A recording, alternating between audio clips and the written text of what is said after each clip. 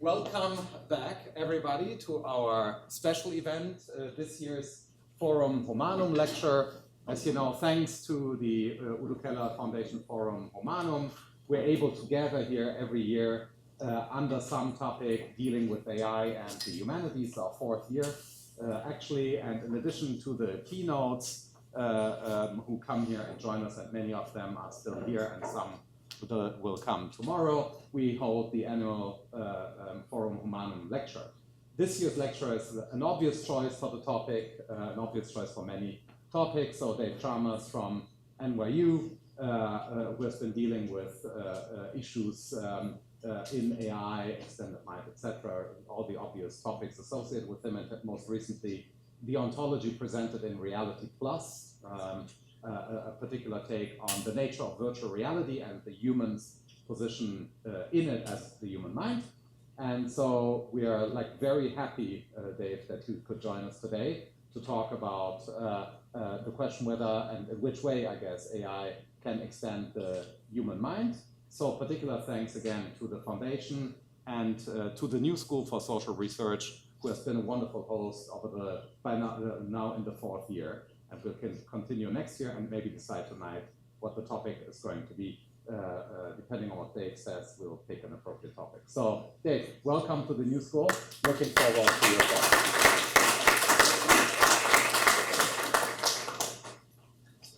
Thank you very much, Markus, and thanks so much to all of you for coming, to the foundation for putting this on, to the New School, and Barn for arranging all this, and special thanks for holding this workshop just 10 blocks from my apartment. So it was a very easy commute to get here, and I've really enjoyed the previous talk, and the whole workshop looks fascinating. So my choice of topic was dictated by the topic of the workshop to some extent. Mind-dependent artifacts and artifact-dependent minds. I guess I specialized the most in the philosophy of mind, and I was especially interested then in the second part. I guess is it the subtitle or just the other side of the colon? Just the other side. It's a symmetrical colon. Okay. Yeah. Okay. Maybe we got that wrong. So artifact-dependent minds, which is a topic I'm interested in many different ways. I mean, you can talk about artifact-dependent artificial minds.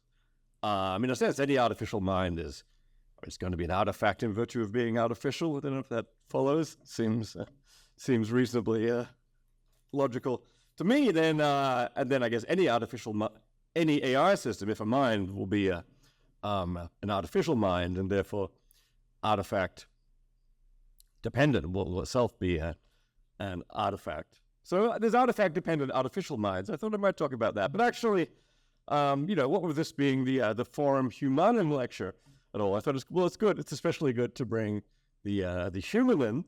So let's think about artifact-dependent human minds, which is also a topic I've thought about here and there over the years, especially under the rubric of the extended mind, the way that human mental states and processes can actually extend into the environment and be constituted by artifacts, by tools, as well as by other elements of the environment too. I guess it needn't be artifacts; it could be elements of nature. It can even be other people, but very frequently,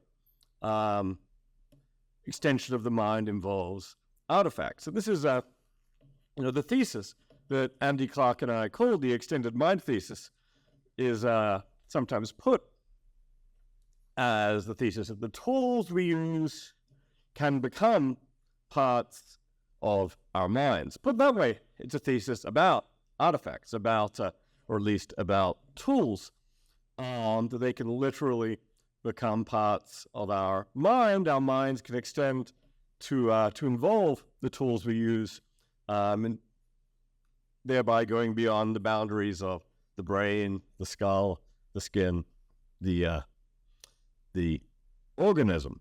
I should say this was, I think this thesis was given this name in an article that Andy and I wrote in Analysis back in 1998. But the thesis itself, can be found all over.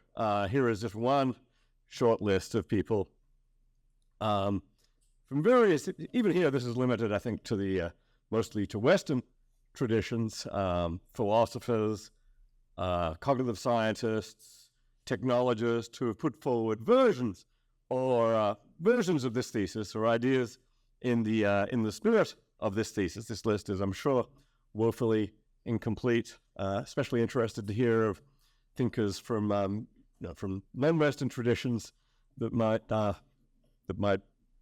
deserve a place on this list as well.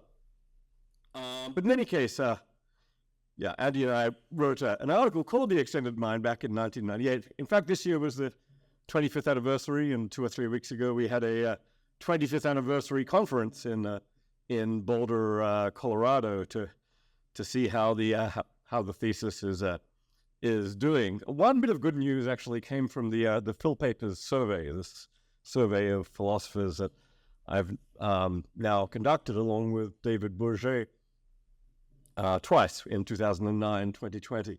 In 2020, we actually asked people, is the extended mind thesis true?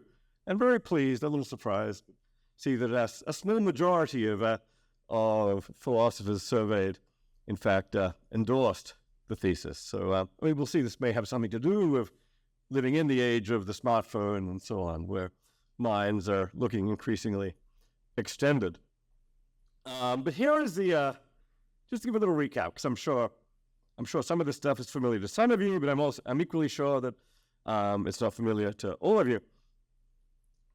So here was actually the central example we gave in this article on the extended mind was one set right here in New York City involving two people trying to get to the Museum of Modern Art.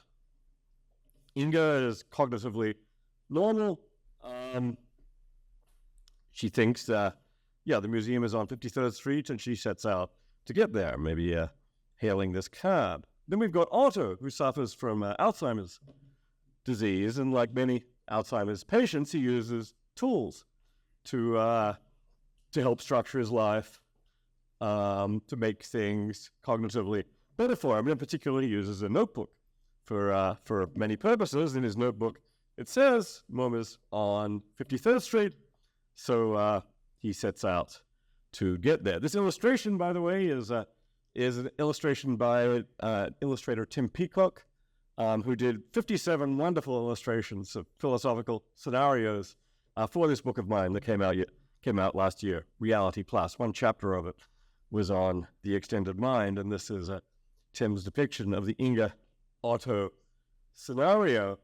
And we basically use this scenario to argue that Otto's notebook, this tool that he's using, can be considered quite literally part of his mind, part of his memory, part of his belief system, as much a part of his mind as the relevant part of Inga's biological memory.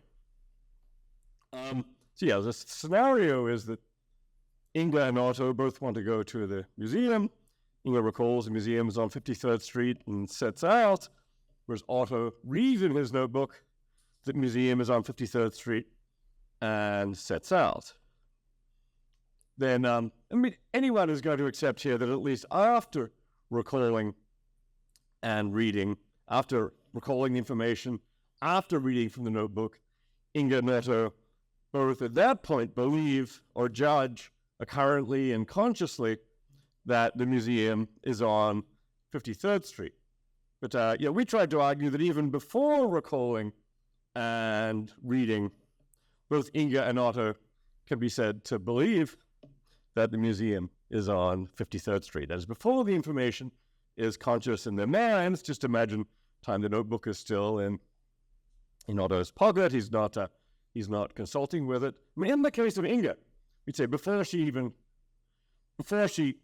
had this conscious thought that the museum is on 53rd Street, she believed that the museum was on 53rd Street.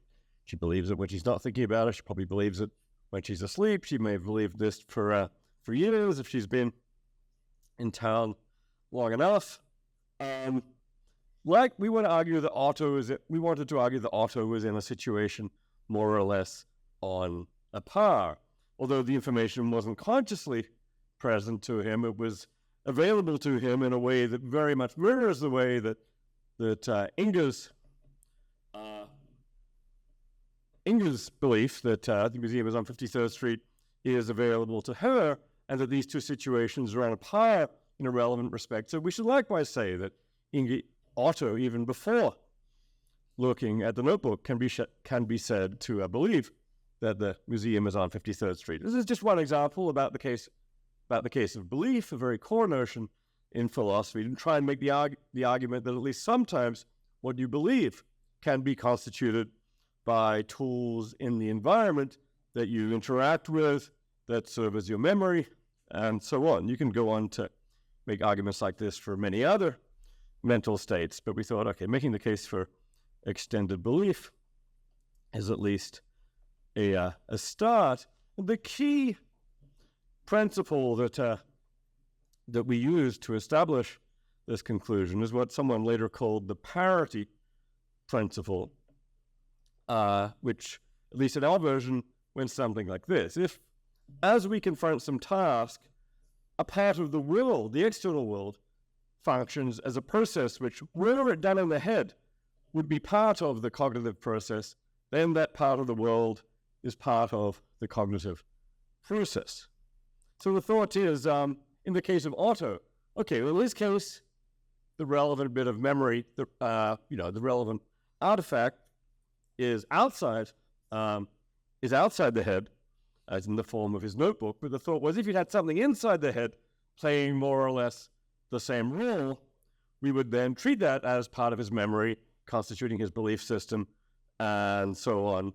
By that token, we should consider the notebook as playing that role well enough that it ought to count as part of the mind as well. You can think of this parity principle as, opposing what we thought of as the chauvinism of the biological, or maybe the chauvinism of the skin and the skull. Some people will say, well, if it's not in your brain, it's not biological, then it doesn't count. We wanted to reject the view that, something has to be biological by definition to be part of the mind, or likewise to reject the view that something has to be within the skin or the skull to be part of the mind. And we use that. We said, once you reject this biological chauvinism or skin and skull chauvinism, you get to your worldview is opened up in such a way that all kinds of external tools and other entities can become parts of your cognitive processes, parts of your mind. In effect, Otto's notebook is serving as his memory. All of us have many memories and many beliefs, most of which are not conscious at any given time.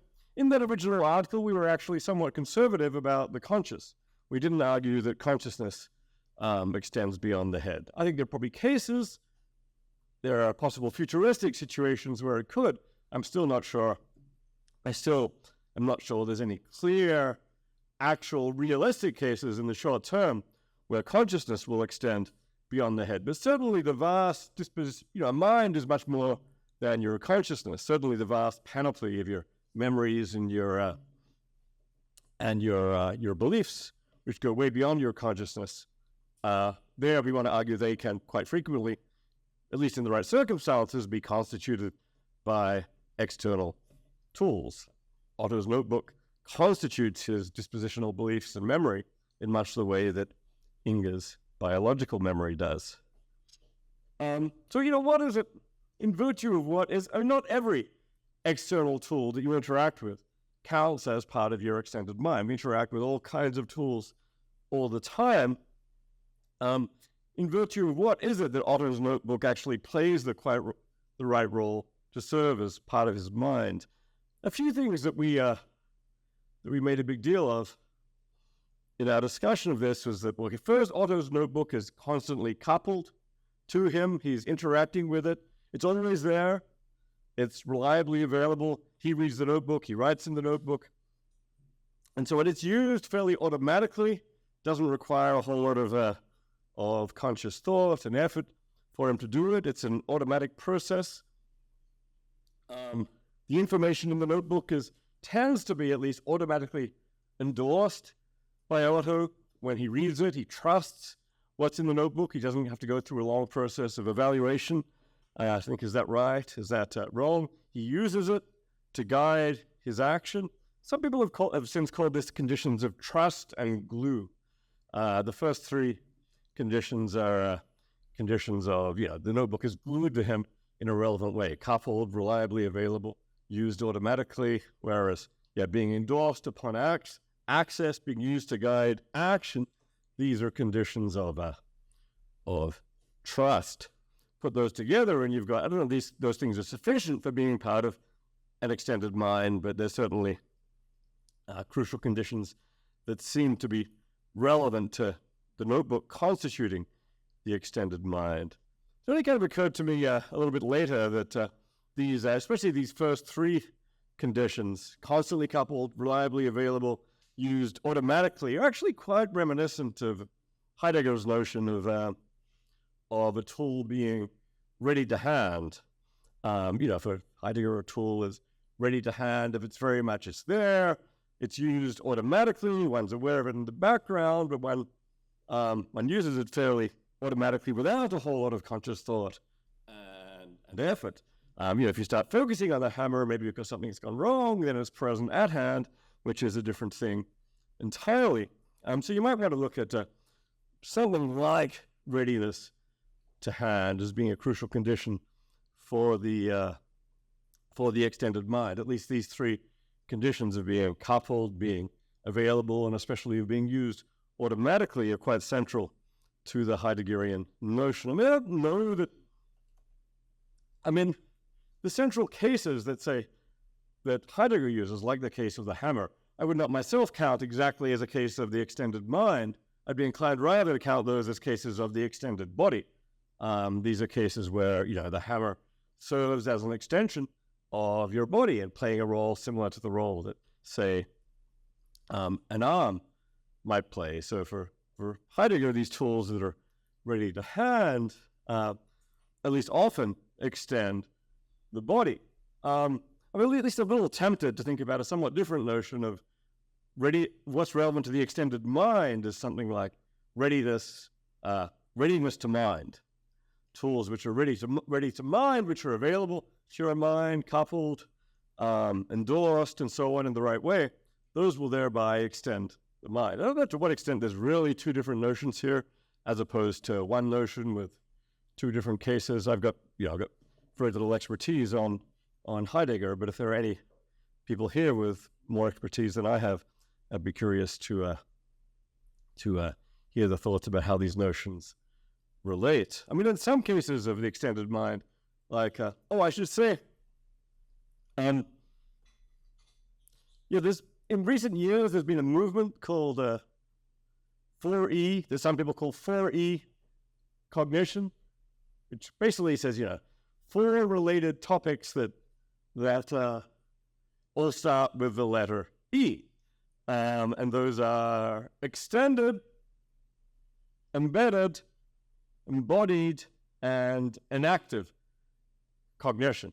The E's actually sometimes vary, and the numbers sometimes vary. I've heard of 3E cognition, I've heard 5E cognition. I think there might have been a paper with 6E cognition. But the most standard, at least as canonized by this Oxford Handbook, is 4E cognition with these four, whereas the extended mind is one of the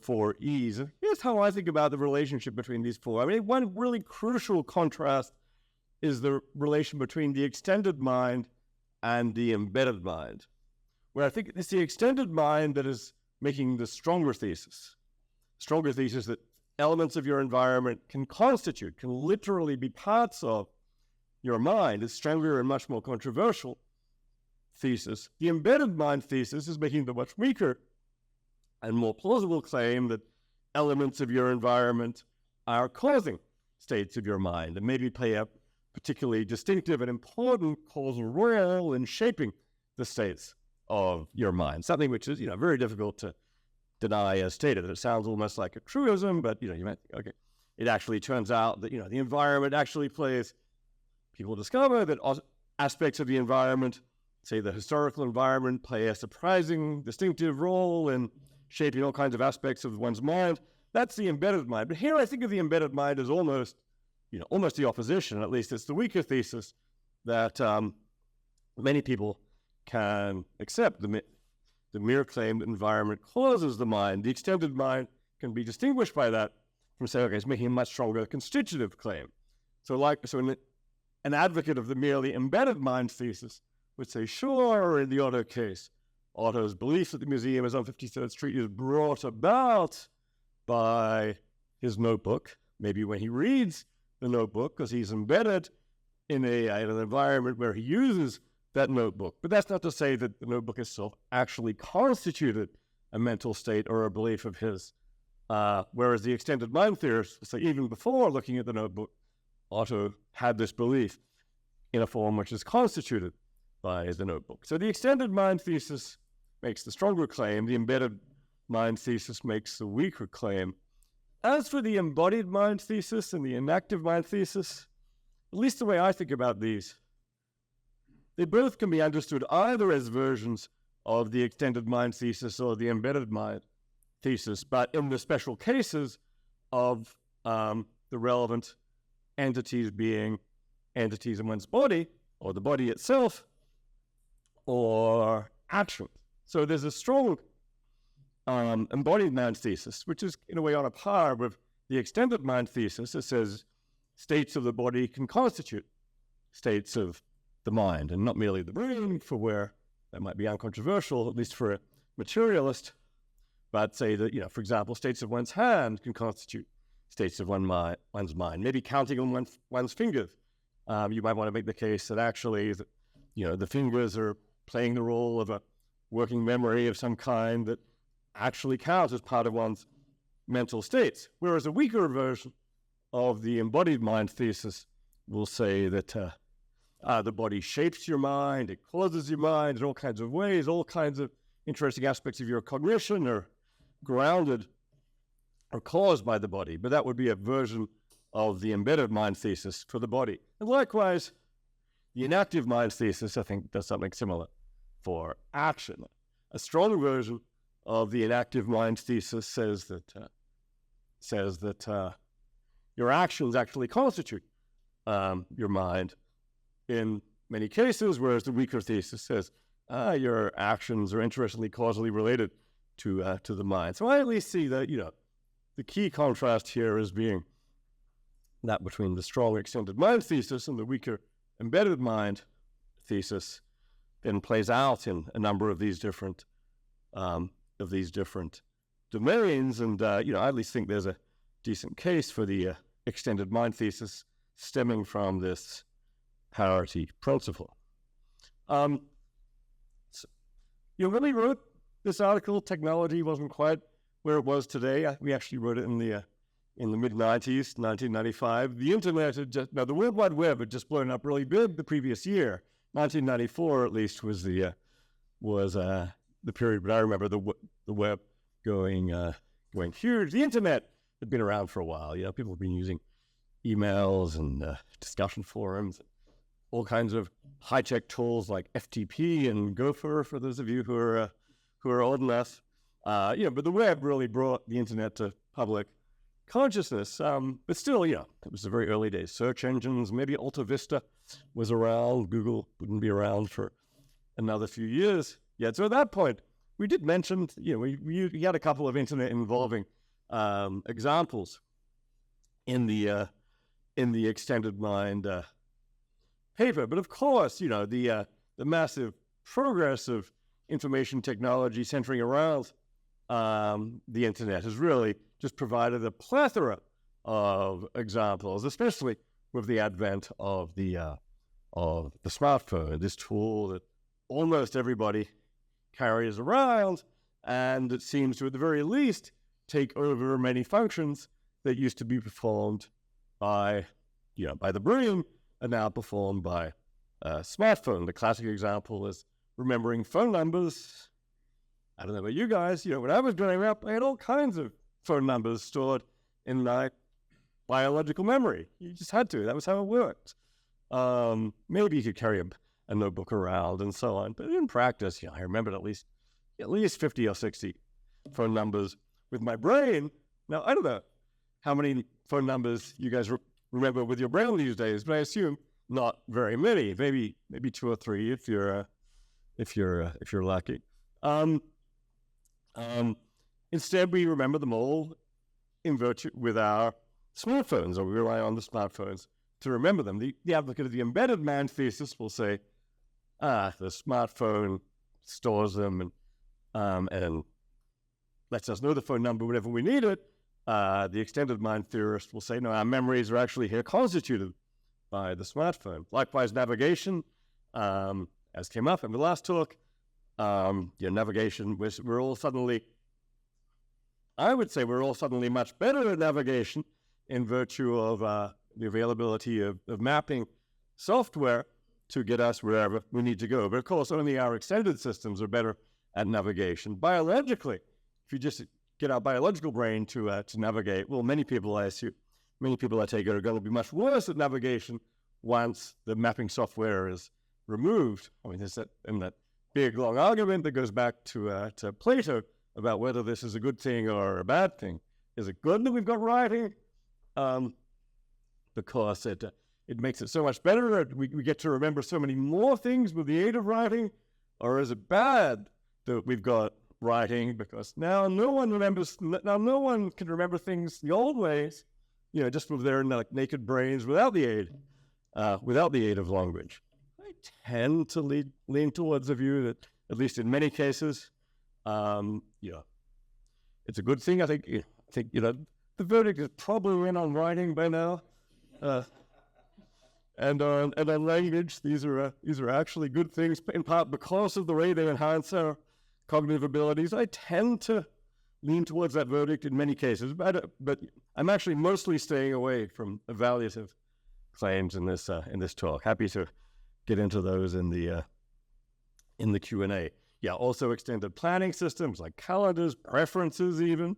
Maybe you've got your favorite restaurants stored on your smartphone, and these constitute your preferences. And smartphones are, they're all the more, I guess. Back in the old days, I would have looked stuff on the internet. I have to go to my computer, which might be sitting on my desk, and drag it out and enter some stuff into Google, or it's my laptop. But with the smartphone, some mobile technology, it's thereby all the more, it's better coupled. It's all the more ready to hand. Okay, here's a picture of various apps on a smartphone extending one's mind. And I think it's very important that automaticity here is very, very important in extending the mind. Smartphones are used automatically by most of us in many circumstances, and for much of the time, they're not really an object of our cognition. They're just this thing that we see through in order to do things, ready to hand in Heidegger's sense, and ready to mind. And I kind of think of one way of thinking of the progress of technology in this area is as the progress of increasing degrees of coupling and of automaticity. The next stage, at least one next stage in technology here is augmented reality technology, where much of the stuff which is currently done with a smartphone might actually be done with the form factor of a pair of glasses. I mean, the technology here right now is lagging behind a little bit. Apple has announced their Vision Pro, which is supposed to come out early next year, which is going to at least have serious augmented reality capabilities, albeit it cheats a little bit. It doesn't actually have ordinary glasses. It passes through an image from cameras on the outside to a screen, to a virtual reality screen on the inside. But this is, but everyone knows that this is, there are augmented reality glasses, which are limited in various ways right now. But probably a lot of people think that in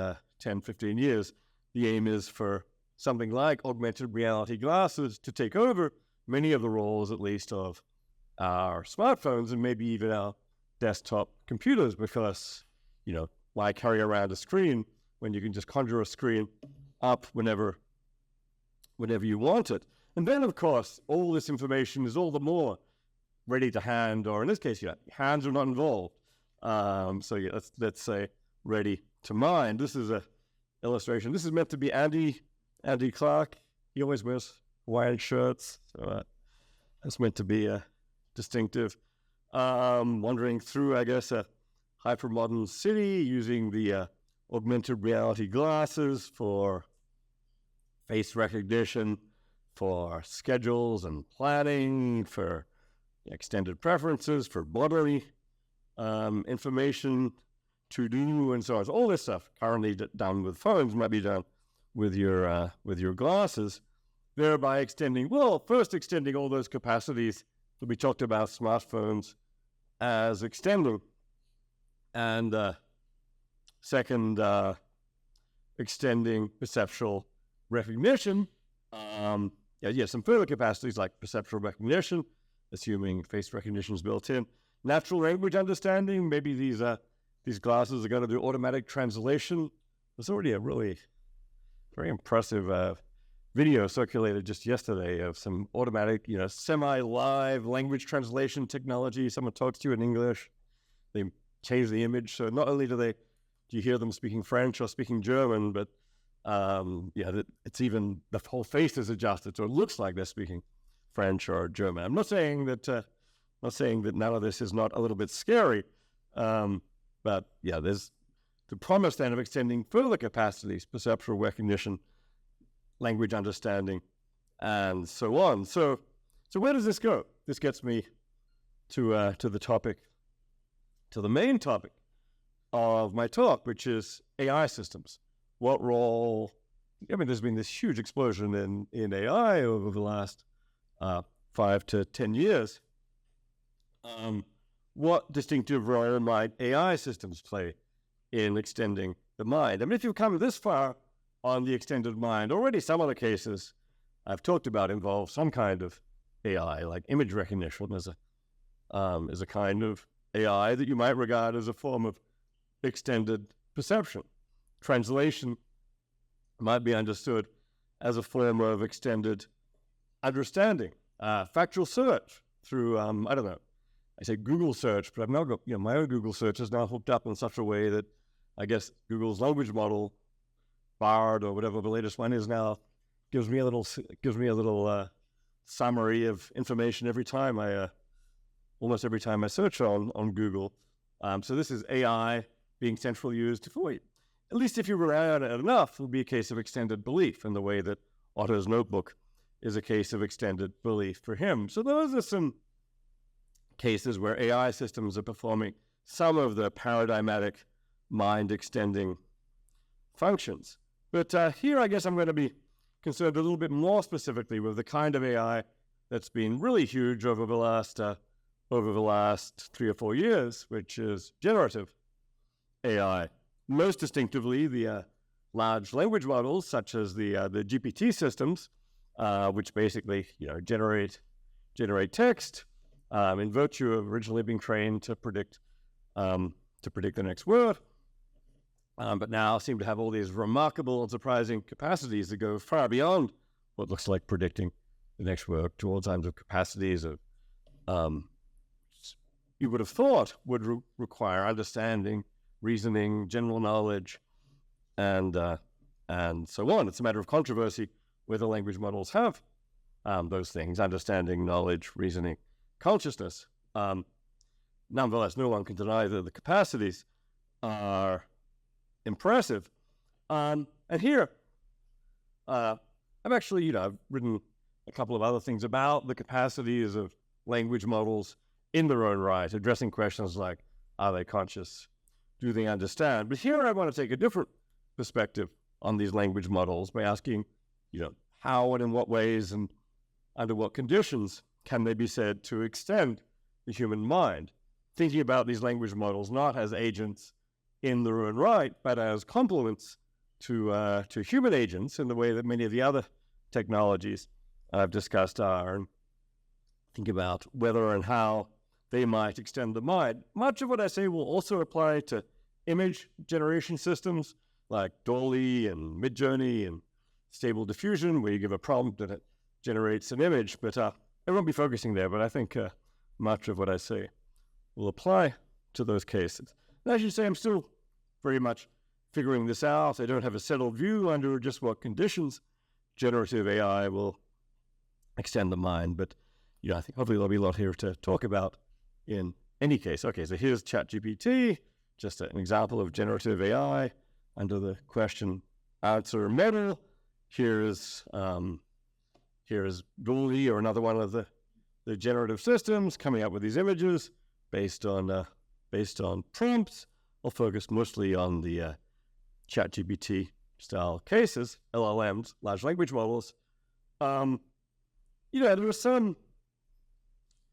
What are some of the central use cases for language models? I mean, there are some quotidian uses. People try and use them for information retrieval, as you put an entry into Google and you get something back. Quite often these days it's misinformation. These systems are far from reliable, but nonetheless, they're good enough to be useful in at least some circumstances. Another central usage is text and code completion, like many, many programmers. I gather something like half the programmers in the world are now using some version of systems like Codex or other language model style code generators to do their programming. You type in a bit of code and it will offer completions, and in a way which is extremely useful. Likewise, you can type in some text and it will offer some text. It'll generate some text. It will complete your text in a way that's very useful. You can generate novel text, as in the case where, many of us are now worried sick about, which is how to give our students assignments in philosophy or in other areas, when they can just feed the essay prompt to a language model, which will generate a whole lot of novel text that will, if it's not A+ work, it'll be at least B+ work. These days, I think they're getting good enough to be maybe in the A- range. What do you think, Zed?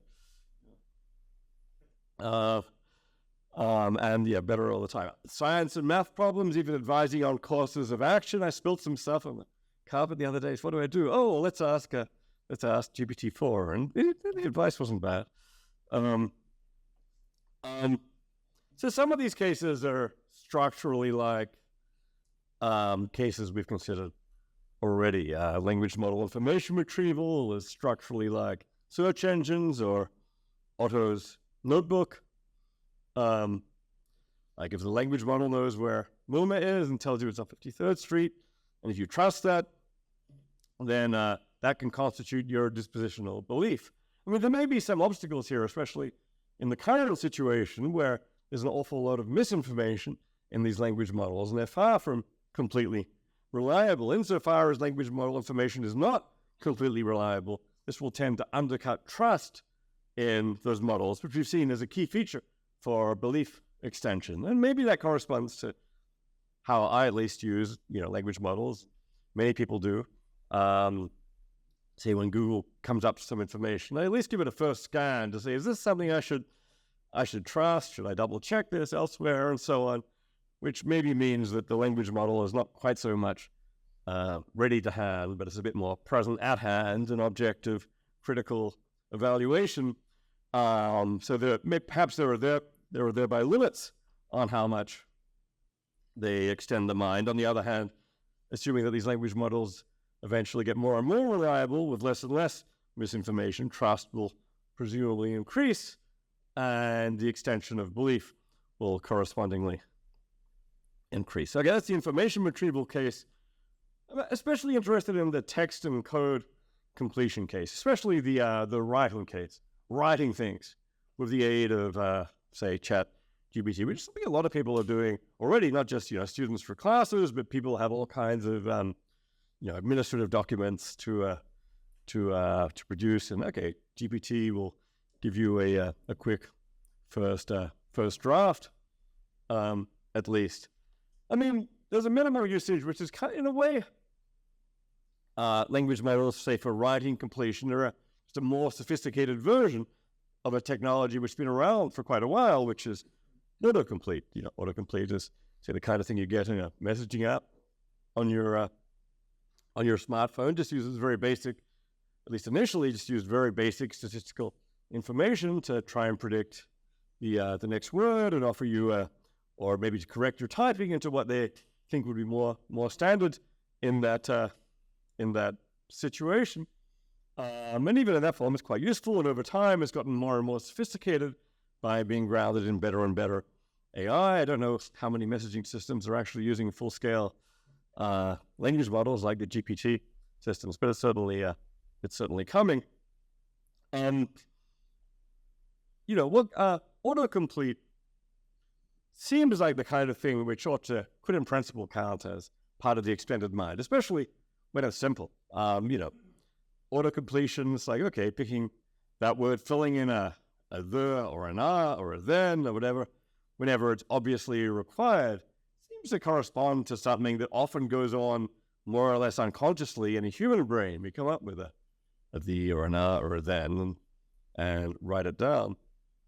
And then and it looks like when autocompletion goes on unconsciously in a brain, when we unconsciously just predict what the next word has to be, then we take it this can at least cause, perhaps even constitute mental processes such as thought and memory. You thought, you've got knowledge of the relevant principles of language, for example. Maybe you know what the next word is going to be. So I think by the parity principle, we should say that, if autocompletion is a process which, were done in the head, would count as part of your mental or cognitive process, we would not just so count it if it were done outside the head, at least if it meets the relevant parity conditions, which will include, the relevant external autocompletion being reliable and trusted and coupled, always there, something you can rely on, something you don't have to question, something which is trusted. And then I think in that case, there's a pretty strong case for external, at least autocompletion, at least to say at the word level, of very basic information, as being a case of extended cognition. But there are going to be some diagnostic questions here, some difficult questions, especially as, in the more and more complex cases. Take the case now, not the case of autocompletion of a word, but generation of a whole essay or a whole program. One diagnostic question is, did I actually write the essay? The extended mind perspective would be inclined to say, if this was something which extended your mind, then you actually did it. I mean, Otto remembered the information. Yeah, his notebook helped him do that, but he actually, it was he himself who remembered the information. If you are recalling information with your extended mind, then you have the relevant mental states. So if text generation is a case of extended cognition, then we ought to say, in some sense, I wrote the program, perhaps with ChatGPT's help.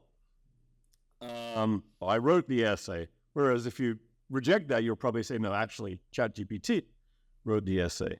Likewise, are these my utterances?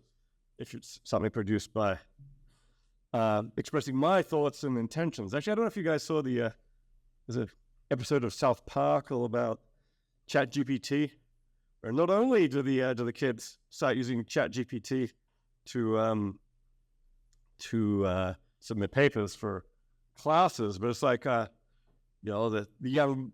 young boys who are emotionally inarticulate kids start texting their girlfriends, and the girlfriends are sending these long emotional messages. Like previously, like what the hell do I say? Now they start giving it all to ChatGPT as a, here's what you got to do. Just get ChatGPT to come up with the answers, and the girls are now my boyfriend finally understands me. And so anyway, see this episode. But are those really the utterances, those emotionally articulate messages? Are those really generated? Those really utterances by the boy? You might think no, in which case this is not a case of the extended mind. I'm thinking there's a nice New Yorker cartoon somewhere around here where the students, some of my students have already kind of at least have at least kind of, edged a little bit in this direction of saying, come on, of course we ought to be able to use ChatGPT. It's just becomes part of our extended mind. You say ChatGPT wrote it. No, I wrote it with my extended mind. And, I think there are cases and cases here. Some cases, the student's line will be more plausible than others. So I think, maybe the best case for the extended mind thesis is what we might call simple autocomplete, which just makes very simple, very standard automatic completions, which could equally have been done internally, not much creativity, not much novelty. I'm very much inclined to say, if I write a paper using simple autocomplete for very simple aspects of word choice, then that's a case of extended cognition. It's still me writing just with an extended cognitive process. Then medium autocomplete. This is like an intermediate case. Sometimes it comes up with a non-standard new word or idea, a little bit more originality, a little bit more surprise, not just filling in rules of grammar. I don't know, in this case, it's tricky to think about, but at least my initial intuitions about this case is if the language model, here's one version of the case. The language model was trained on my own writing. And actually the philosopher Ulrich Gumbrecht is currently trying to train their language model on a bunch of stuff that I've written in order to run some kind of, Turing test or something, so you tell the difference. I'm hoping you can tell the difference, but but if you take a language model that was trained on my writing, maybe you're inclined to say, okay, I still get the credit. After all, it was trained on my original thought processes, and even if it did something surprising right now, it was based on me. So maybe you want to count that as still my cognitive process, albeit extended. On the other hand, if the language model was trained on others' writing, then it becomes, much less clear, and it certainly starts to look like there are cases where it seems that others should get the credit for what I've written. Of course, which is now coming up in all these lawsuits involving Dolly and Midjourney and so on, and artists saying that they should be getting some of the credit for others' images. So, but at least one layer that you might be inclined to extend from this is that personalized language models grounded in your own prior work might serve as better mind extenders than language models grounded in the work of others. This actually corresponds to an issue that comes up in the debate about Otto and his extended belief. The question is, well, if some people say, well, if it's in Otto's notebook, it counts as his belief. Well, back in the day, people would say, what about everything in the phone book? These were these very long things that we used to have with hundreds of pages and lots of phone numbers. And if Otto could just look up a number in the phone book, well, even before he did that, you could say, well, he actually believed the whole contents of the phone book. Now we say, does Otto just believe everything that's out there on the internet or on Google, at least if he trusted it? To which there's a number of things you can say, but one thing that some people wanted to say to at least strongly restrict this bloating of the extended mind was that to get into the extended mind, it helps a whole lot if Otto has endorsed the information in the past consciously and put it into the extended mind himself. If he actually wrote it down in the notebook, it seems like a better case of the extended mind than if it came there through him. It seems a better case than if it came there totally through someone else. There's still a lot of controversy about whether that's a requirement, and I go back and forth myself, but I think that's got some interesting applications. So I think the personalized language model is the case where the external source has somehow gotten there through you, so it counts as part of your cognitive process in a way more clearly, at least, than when it's gotten there through others. Extreme autocompletion. I don't know. What's extreme autocompletion? I give GPT-4 an essay prompt and say, write a paper on this for me, and it autocompletes an essay. Or maybe I type the first sentence, and it does the rest. It writes the whole essay. Did I write that with my extended mind? I don't know. Despite my students and the student in that New Yorker cartoon, I've at least got the pretty strong intuition that I did not write that paper. I did not get the credit or the responsibility. GPT-4. wrote the paper. I prompted GPT-4, and it wrote the paper for me. In this case, I mean, it's a bit trickier if the system has been trained mostly on my own work, and if it's generated that way, you might think that makes it closer to a case of extended cognition. But at least on reflection, I'm inclined to think that no, still, I did not write that. I just didn't do enough of the work for it to count as writing. That's just an intuition for now. But then the question is, whenever you have an intuition like this, you should look for an explanation. Why doesn't extreme autocomplete count? One question is, well, if something just like that, functionally analogous to that, happened in my brain, would we count it as my mental processes? As a case in which I had written it. I don't know. I'm not even sure about the intuition if all this happened in my brain. I think, the basic problem is it feels like the writing of the essay is just not well enough integrated with the rest of my cognitive processes. It happens almost entirely separately. So even if that happened in my brain, it's as if there would be a foreign body in my brain generating these results. Or maybe you could try and say it's just an extremely powerful unconscious process that's just bubbling up the results. But at that level, it starts to look like a foreign body in the system that might actually count as a distinct agent in the system. It really seems like it's a different system in this case that does the writing, because it's not unified enough with my own core cognitive processes. Maybe it's the language model that does the writing, maybe it's me plus the language model. At least, there's some sense in which it seems there's a different creator, a separate creator here at work. Here's an analogy I find useful just to think about this case a little bit more clearly. I'm given a mathematical problem. To give the answer, I ask a leading mathematician. I ask Terry Tao maybe for the solution.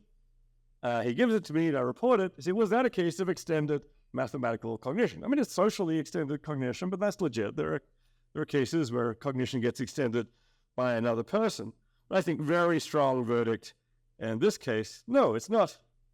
It's not a case of extended cognition or extended mind. Maybe if you had a case where I installed a fancy new mathematical cognition module in my head and came up with the answer that way, maybe that would count, especially if that was well enough integrated with my own cognitive processes. But I'm inclined to say, as is, that's not a case of the extended mind. Similar for consulting Google or a language model about the solution to a mathematical problem. And again, what are the reasons? I guess what looks like a lack of integration. Maybe if this happened super fast and super automatically and I had command over the results immediately and so on, maybe it would count. If it was some degree of greater automaticity and greater integration. And also the verdict, it looks like the mathematician does all the work. So I think one thing that's coming out of these cases is there's a difference between extended cognition and what people call distributed cognition. Extended cognition is where you've got, one person at the core doing the thinking and the reasoning, perhaps constituted by the work of tools and partly constituted even by other people, but it centers on one person's thought, whereas distributed cognition is cognition which essentially involves more than one agent, often in a quasi-symmetrical relationship, like multiple people working on a math problem, or Edward Hutchins' case of a bunch of people on a ship trying to navigate in a distributed way. One thought about cases of the extended cognition, if it looks like another person is doing too much of the work, or if a language model is doing too much of the work, the case is no longer really a case of extended cognition, where I'm thinking this stuff aided or extended by those others. It's rather a case of distributed cognition, with cognition by multiple people. It's an interesting question where we should draw the line between extended and distributed cognition. Is it the amount of work that another person does? Is it the degree of integration Is it the amount of agency that that other person exerts compared to the degree of automaticity? I don't really have clear answers to these questions yet. I mean, this comes up especially, I mean, there's a body of literature now on the socially extended mind, cases where other people serve to extend one's mind. The classic case is one's partner. Someone's partner serves, perhaps a long-term partner, serves as their memory or navigation system. I mean, I see this happening now all the time with my parents. One of them hears for the other one remembers. This happens a lot. Actually, I see it happening a lot in my own relationship. My partner has a much better memory for a bunch of things than I do, and she serves as my extended memory in some cases. In the clearest cases, I think, of the extended mind, the other person is kind of serving a quasi-mechanical function. They just kind of report the words. They say, oh yeah, you left your keys there, and it's quasi-mechanical. The more they deploy full agency and intelligence in filling in holes in your cognition, the more it starts to look like distributed cognition rather than a case of the extended mind, the case of kind of two people working together to solve a problem, which is interesting. It's almost like too much agency and autonomy tends to deflate mind extension, or at least turn it into distributed cognition. So one thought here is that when you treat, there's three different cases. There's interaction, there's extended cognition, there's ordinary thinking with interaction with another person, there's distributed cognition, there's extended cognition. Roughly, when you just interact with another person, like conversation, you're just talking to them, you're not collective, there's nothing especially collective or cooperative necessarily. When we treat another entity as other, we'll call that interaction, not extension. When we act collectively, in the most general case, each of us exerting our agency, but maybe for joint agency, that's distributed or collective cognition. But when we say treat another as assistant, this applies especially to AI systems. We treat it as an assistant. Maybe that's the clearest case of extended cognition. I mean, this is interesting. I said I was not going to talk about evaluative issues and the upsides and the downsides of the extended mind. We talked about the issues from the Phaedrus about, whether technology is good or bad, whether extended minds are good or bad. But we had some discussions of this at the Boulder conference 2 or 3 weeks ago. Is there like a social justice angle here to the extended mind? If agency undermines extending the mind, does treating someone else as an extension of your mind undermine their agency? And all these cute cases we're talking about of, the partner who does the remembering for you. Is this actually a form of exploitation or oppression? I mean, it does seem like it might notably be gendered in some cases, at least. So, do people have a right not to be treated as an extension of your mind, but as an end in themselves? Didn't someone say something about that? So I don't know, but there's at least an interesting social justice angle here about whether serving someone as a mind extension somehow diminishes their autonomy in some cases. I mean, it's obviously got to be complicated. So over time, I think, we think what's coming out of this is that different degrees of automaticity make a difference to how much the mind is extended. Different degrees of agency make a difference to how much the mind is extended. If we start looking towards the future, over time, language models or their successors are likely to be integrated into our smartphones, into our augmented reality devices, eventually into brain-computer interfaces that connect directly with the brain, used increasingly smoothly and automatically. I think, as we've already seen, with increasing automaticity, the mind is more easily extended. Okay, here's a little fanciful diagram of brain-computer interface where, in the standard case, brain integrates with computers via just ordinary perception. You look at a screen, and via ordinary action, you type on a keyboard. But with brain-computer interfaces of the kind that are currently being explored, there's the possibility of subpersonal interfaces that don't go via perception and action, but computers hook up directly to the brain, and that's obviously going to be the source of all kinds of renewed possibilities of further kinds of mind extension. And we could actually argue that I think that the thesis that the mind can be extended in principle through brain-computer interfaces is if anything less controversial than the thesis that can be extended through perception. Some people are inclined to say that perception and action serve as boundaries of the mind, so cases like Otto are merely embedded cognition. But even people who say that are inclined to say that, well, if you had the right kind of brain-computer interface, computers integrated very deeply into the brain, even via wireless connections, which I suppose are being depicted here, then that could straightforwardly be a case of extending the mind beyond the skull. Basically, take a bit of your brain, replace it by a module outside the brain, connected to the brain via the right wireless connections. Seems straightforward. That could be a case, in principle, of extended cognition. So that's the automaticity angle. These systems are going to get more and more automatic, and thereby, in principle, better and better extended. On the other hand, there's also the agency issue. As the AI systems we use become more agent-like and less assistant-like. I mean, for now, ChatGPT and so on are pretty assistant-like. I mean, Siri and Alexa are extremely assistant-like. ChatGPT is pretty assistant-like, but people do start to see agent-like tendencies in there. Most infamously for the New York Times report over whom, was it Bing or Sydney as persona, said he had to leave his wife for her.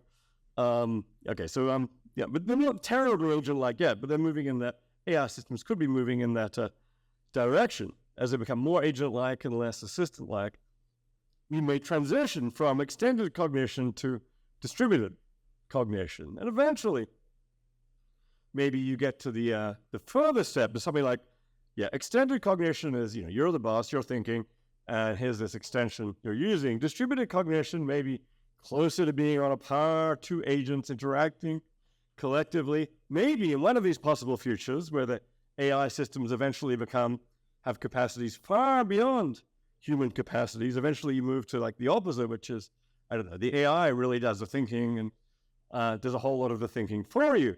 I think of this as like quasi-parental cognition, some kind of paternalist cognition, if you like, where the AI is so good it basically does the important thinking for you, which is not necessarily an attractive thesis, but in any case is very different from extended cognition.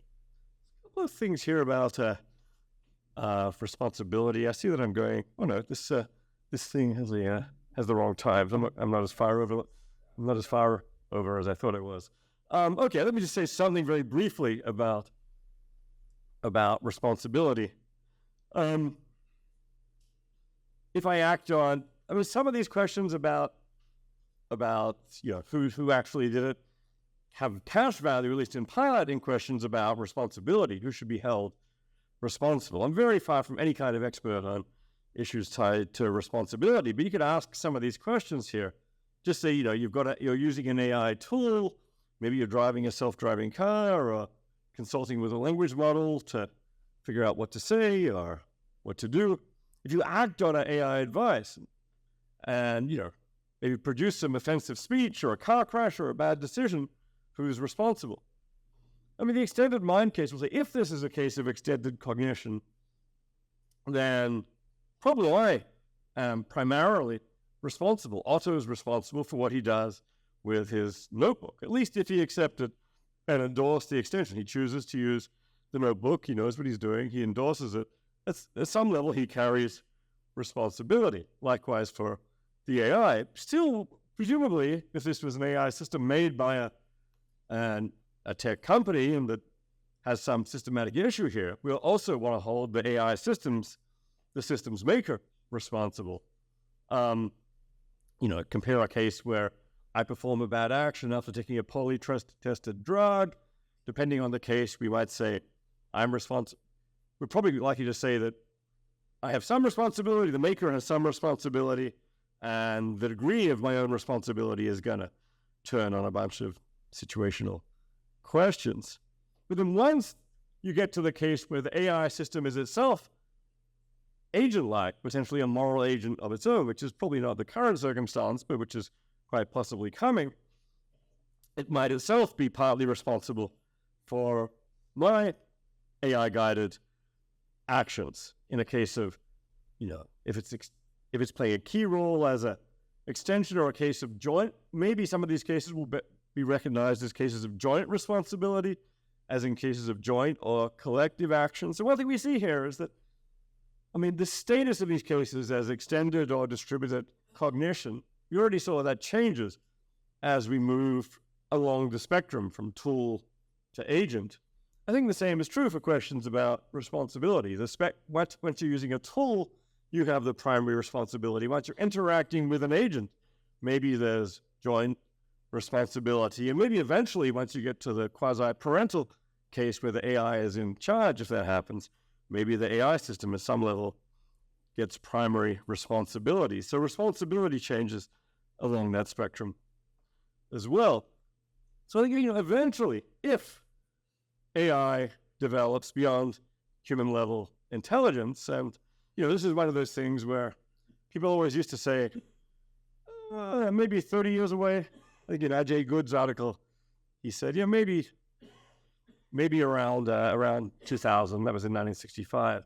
People were always used to say, in 30 years' time or more. Now people are suddenly saying, in 10 years' time, who's to say? But suddenly this is becoming at least a real possibility that human-level intelligence might develop in AI in coming decades. If we eventually get to the point where AI systems develop beyond human-level intelligence, there are going to be choices faced here. Maybe the decisions won't end up being up to us, but even in the benign situation where they are, we're going to have choices of basically how much mind extension do we want AI to do. In one case, we want to stay, well, in one very extreme case, we stay purely biological and simply eschew the use of AI altogether in some natural corner of the world where AI is just completely off limits. But in another case, we'll stay purely biological. We'll let AI do its thing, but then thanks to AI having such remarkable capacities in practice, it's going to look like an awful lot of what humans did is now going to be done by the AI system. So that's one option, which is maybe kind of close to the quasi-parental option, where the AI is superior, we're separate. There's the case of extending or distributing cognition with AI tools, which I guess almost certain to happen a lot in the near term. It's happening a lot already. As the tools get better and better, that will be more and more powerful and more tempting. As the AI systems become more and more agent-like, on the other hand, that may start to look less like extended cognition, more like distributed cognition. And it may get to the point where the AI tools are so good that it's going to start looking like how much is the human actually contributing to the distributed cognition here. It starts to look like maybe the AI is a senior partner, at least in the partnership. There's extending via brain-computer interfaces, which I think is also quite possibly inevitable, at least as an avenue which will be available, because that'll be all the more automatic and faster and seamless, and having to go through glasses. But we'll face ultimately some of the same questions about the human-AI relationship, where if we get to the point where human cognition is limited, extending human cognition via brain-computer interfaces to AI systems has the possibility of something that looks much more strongly like extended cognition, where these enhanced capacities are now, in some sense, human capacities, even though enhanced by technology, because they'll still be capacities of the human. That said, so I think in some ways that's actually the most one of the more attractive routes, at least in the medium term, if you want to leave some room for human agency. Still, there's got to be limits to how much can be done with brain-computer extension of the mind via brain-computer interfaces. For example, I mean, this kind of by its nature essentially involves a biological core, a brain, biological processes at the center, extended via AI systems. As the AI systems get faster and faster and more powerful, the brain is going to potentially start to seem like a weak link in this chain. And, maybe you're going to have AI systems running, pure AI systems running super fast, AI extended biological systems running a lot more slowly because biology has some inherent limits. At that point, we then face the question of whether to upload the brain entirely to silicon, which is one, I guess, extreme endpoint of the extended cognition spectrum as you move from less and less core to more and more silicon. One possible endpoint is you upload entirely to silicon. That's the mind uploading case. That's actually a case with there's so much to say about that case. And I've written a lot about this case in the past. I won't say more about it here, but it is one possible endpoint for the system. When you think about the status of the human, I would say that cases where human cognition is extended via AI, that's still human cognition. It's technologically extended human cognition, but it is still human cognition. I would say that too for brain-computer interfaces. You extend cognition via a brain-computer interface. It's still you, in some sense, doing the thinking in this technologically enhanced way. There's still a human at the core. Once we upload the brain entirely to silicon, these questions get more complicated. I mean, some people would hold that if you've got a purely silicon being, it could not be a human because the human is an essentially biological category, and we've lost the biology here. Others might say that no, being human is more tied to your historical origins, and as long as you originated in biology, you could survive in silicon, you could still be in some broad sense human. But I think once you get to here, then of course there's going to be the potential for cognitive changes and so on. It will be very easy for human identity to be lost. So I think it's at the level of uploading that the question arises. Will we here at some point go beyond the human, perhaps to some new species entirely? And that's of course the dream of post-humanism and transhumanism movements, which I actually don't know that much about and I don't have clear views on. But I think if we're thinking about the case where this moves beyond the human, this is one of the cases to look at. Whereas I think the cases of extended and distributed cognition via AI system, although somewhat more mundane, do have at least the, to some people, appealing feature that still the thinking is done by a human thinker, and the acting is done by a human agent, even if augmented by technology. Okay. Oh, just to wrap up, I actually I put this question to ChatGPT. I think it's obligatory these days, right? Can a large language model be part of a human's extended mind in the Clark and Chalmers sense? What are the best reasons for and against? Here's what GPT-4 came up with. Okay, now let's consider this. Could ChatGPT be part of a human being's extended mind? Reasons for: cognitive offloading. Large language model can serve as an external memory source. Deep integration. It's good. If a user interacts with the language model regularly and relies on it for information retrieval, it could be considered deeply integrated into their cognitive routines. Trust. Good. Corrective mechanisms. The user trusts the language model output and uses it as a form of cognitive scaffolding. That counts. Okay, so reasons for, not bad. Reasons against: lack of bidirectional influence. Users can influence the model's responses a little through input, but the model doesn't learn from the individual. That might matter. Lack of autonomy. The language model doesn't have its own beliefs, desires, or consciousness. I actually argued that was a good thing for mind extension, but GPT thinks maybe it's a bad thing. Dependence on infrastructure. Extended mind thesis involves tools or aids that are accessible. Language model relies on functioning internet, which could be a point against considering it a stable part of one's extended mind. This is this is kind of an aspect of that Plato worry about technology. What if the technology goes away? Then we're going to lose our abilities completely. It's a fairly common aspect of technology and extension. And also issues about privacy and security, depending how it's used. Integrating a language model to one's cognition could raise concerns about data privacy and security. I guess it's one of those normative issues, and we can argue about whether they have ontological consequences. Anyway, so to me, when I assess, I think ChatGPT's reasoning here is useful. When I assess, then I think, off those three reasons in favor, offloading, integration, and trust, are all relevant reasons in favor of mind extension. I think it did quite well on those. The reasons, again, it's a bit more iffy. Lack of autonomy and privacy. Those two look like fairly normative issues, which at least strike me as fairly weak reasons against the possibility of extension. Maybe they're reasons against its desirability. That's a somewhat different question. Maybe the issues about two-way interaction and unreliability are somewhat stronger reasons. But overall, looking at this, I say it's like the reasons in favor of the possibility of extending the mind via large language models are really somewhat stronger than reasons again. So I'm inclined to at least tentatively define some plausibility in the thesis.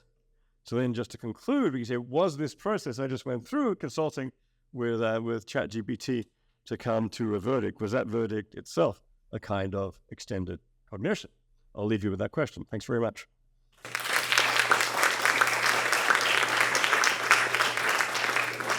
Thank you very much, Dave. I see many fingers, so in the order in which I saw them for now.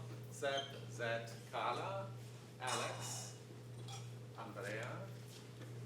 Is there by any chance any water around here?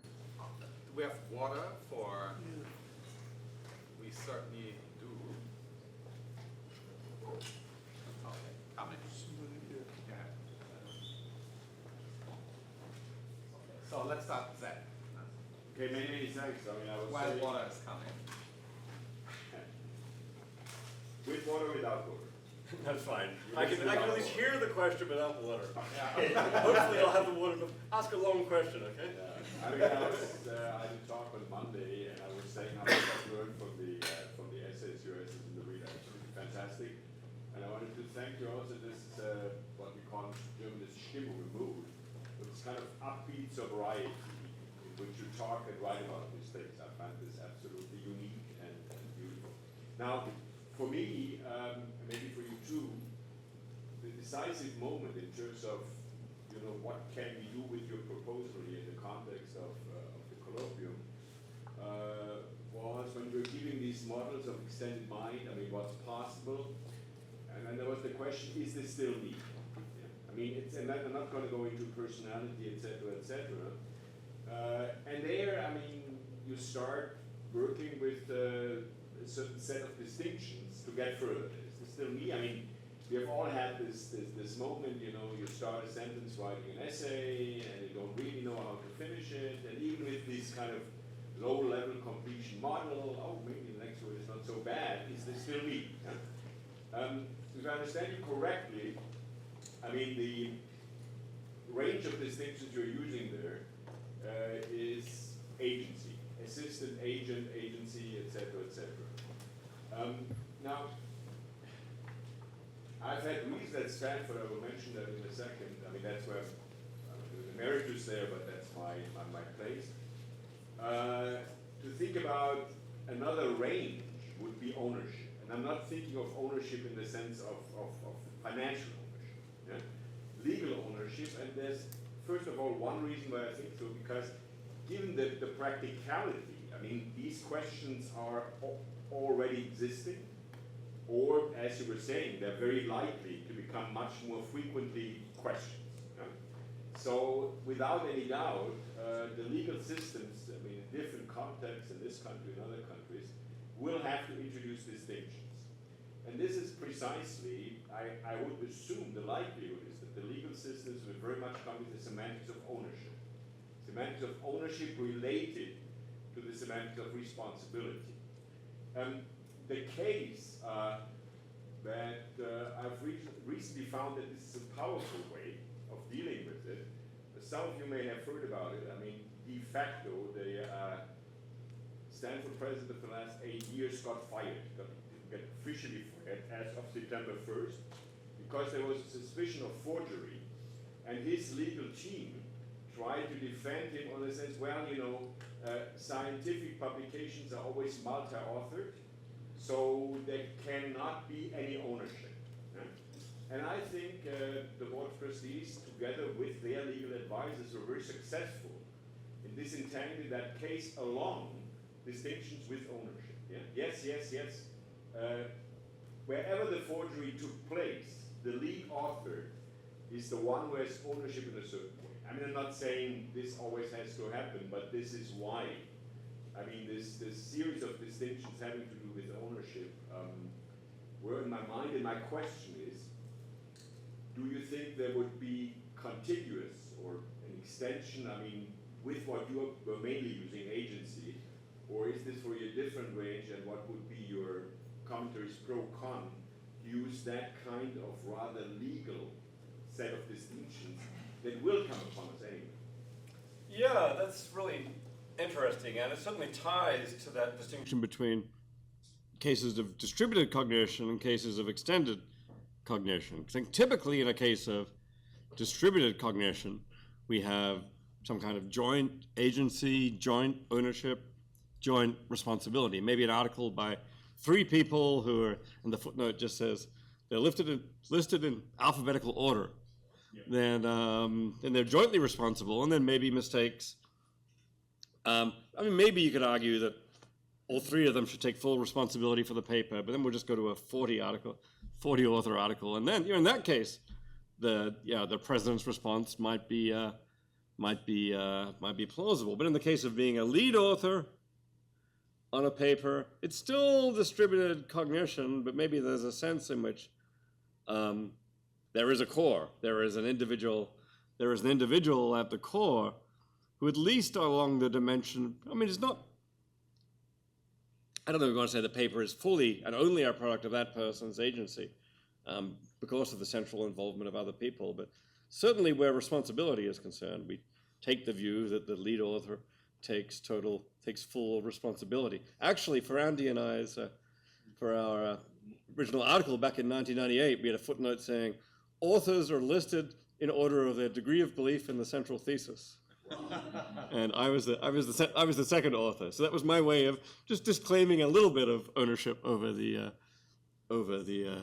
thesis. He was very gung ho. I was like, maybe. Over the years, I've become more sympathetic. But anyway, this does bring out that I don't know exactly how ownership, agency, and responsibility are dictated. It does seem in that case we want to say that the lead author has some fairly large degree of responsibility, even if there was agency involved in the paper that went beyond them. I mean, it's not plausible that writing the paper was a pure case of extended cognition in this case. It's distributed cognition. It involves many people, but what this brings out is that even distributed cognition needn't have a symmetrical structure.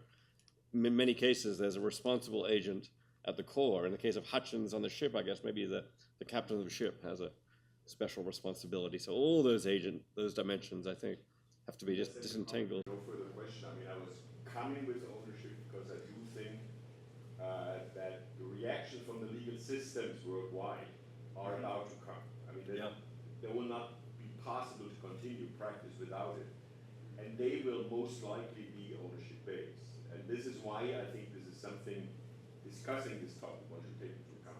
Yeah, and the lawsuits are already now well underway with DALL-E and the image generation systems, and who has ownership there in a slightly different sense of the relevant art is also crucial. Well, my auto notebook tells me Zed.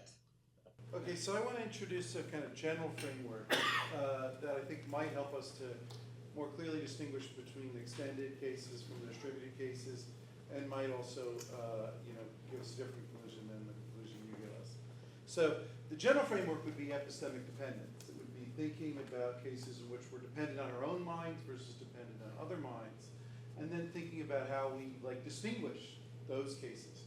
And here I think it'll help to make explicit something that I think is implicit in your original discussion of the auto notebook case, but would really benefit from being made explicit.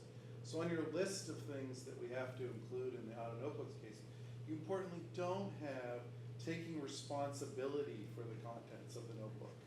And I think that's really the basis of trusting what's there, what you have under automatically endorsing, the content. So I think if we introduce that, like taking responsibility for the content, revising it on the basis of having to check, whether it's right or not, and being able to trust that the contents are accurate to your knowledge, because of that, we get a clear distinction between the notebook as it is and the phone book, as we pick it up off the shelf. And then let's take that to the LLM case. In the LLM case, importantly, you can't take responsibility for its outputs in any sense because you're not in the position to revise those outputs. So as they're currently designed, there's no ability to correct, the way in which it's generating results for you. And so for that reason, I think, because that's why we would include Otto's notebook, if we include that, explicitly, we would put the LLMs on the side of not, the epistemic dependence, they're not being, thing in their own mind, but being, dependent on something outside of your own mind. Because it's not something you can take responsibility for, and for that basis, trust.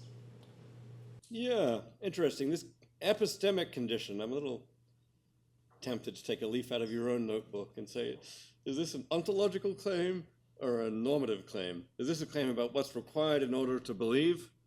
Or is it about what's required in order to believe well? We want to be a good believer, to be a responsible believer, to be a justified believer. Maybe we want our beliefs to be responsive to the evidence and updated whenever possible, and so on. To be a believer, is that required? So, what about the case where, I don't know, Otto's notebook is written by his partner, all the information got in there because the partner put it in there. Otto never revises it. Then maybe there's a sense which you want to say Otto is a suboptimal believer. A more rational believer would revise the information whenever Otto gets the relevant information. I still want to say, though, it's a case of the extended mind, and Otto still has the belief. I mean, someone like, Grace Helton has been arguing that, in fact, you've got to, what implies can, and so somehow you've got to be able to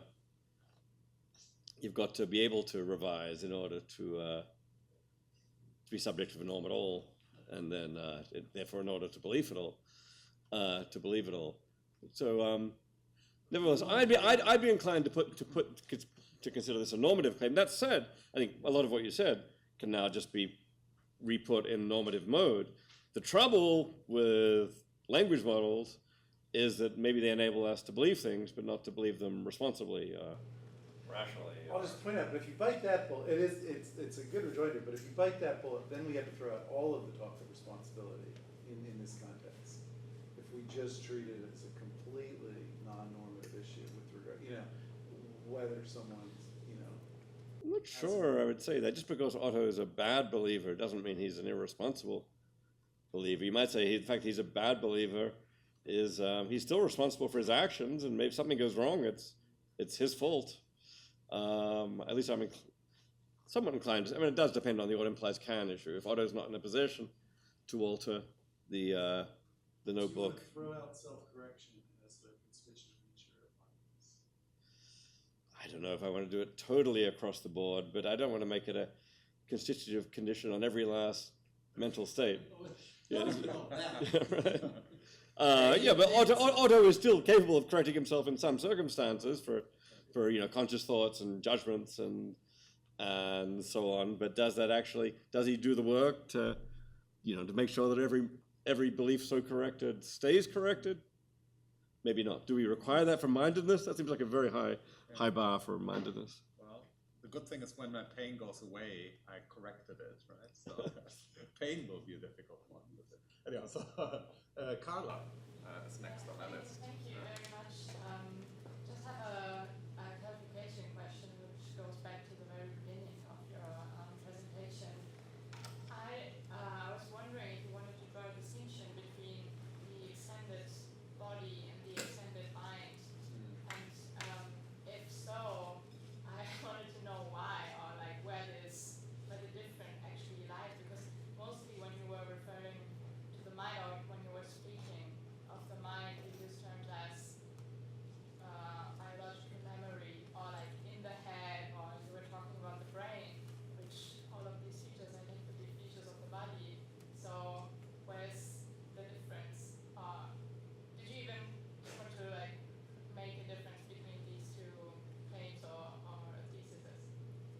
Yeah, I did intend there to be a difference. In fact, there's a talk, at least I've given in the past, that starts with the extended body and looks at things like, prosthetic legs and canes and maybe even bikes and cars and whatever, which can sometimes seem to extend the body.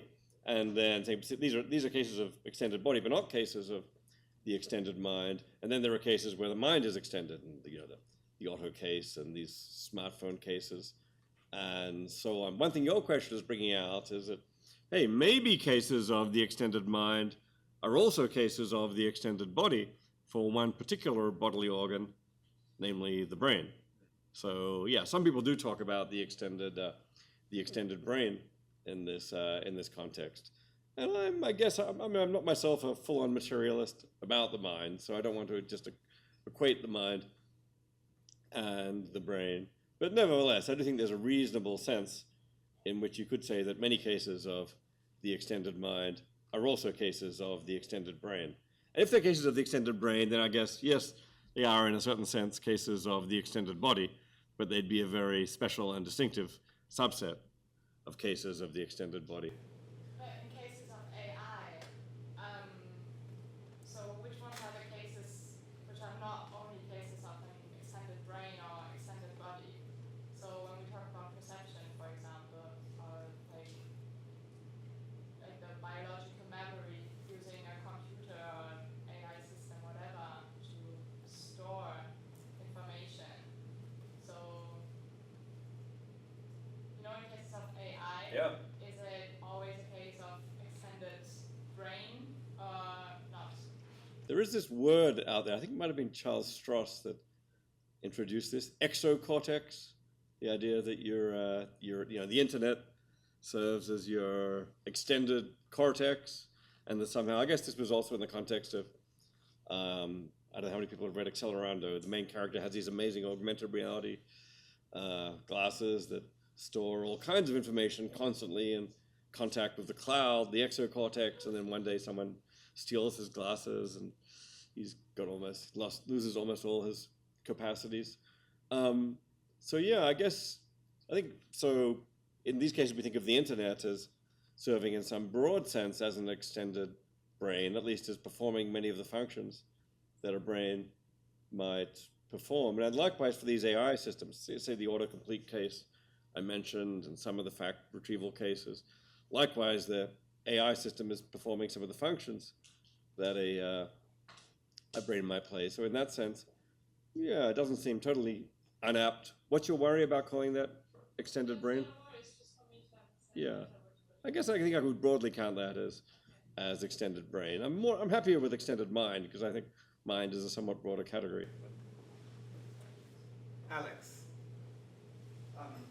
Yeah, hi, thanks for that.